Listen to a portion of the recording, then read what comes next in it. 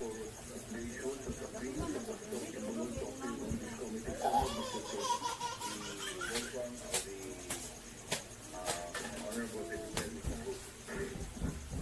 nang ipasasabina ng House Committee on Legislation sa Tibuloy ang honorary chairman ng SMNI o Sunshine Media Network International.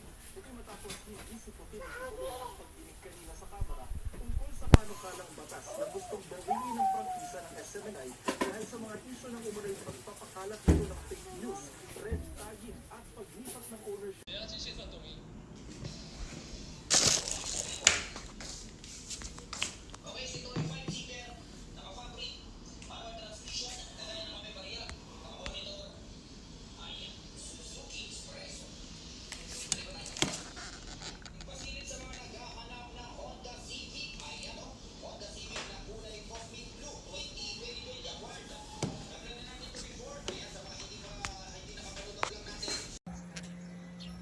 Ayan, obviously may truck. Upitan. Ayan po. Sa ibabaw. Ito. Ayan o. Kitang-kita yung lining niya po. Ang truck.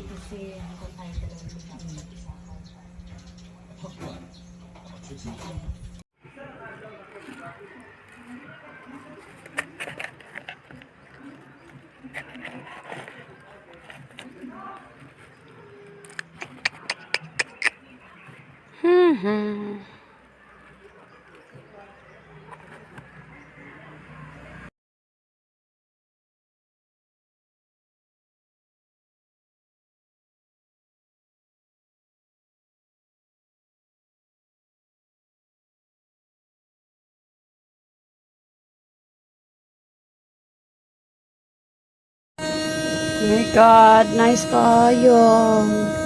Chick na kakaroon. Pwede po na avocado, no? Saging.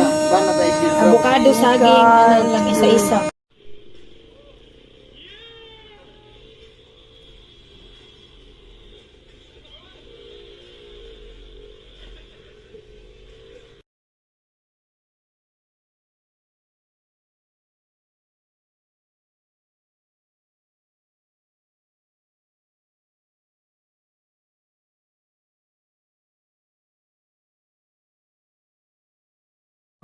Marumi. Ayan o. Marumi. Gamit siguro ni.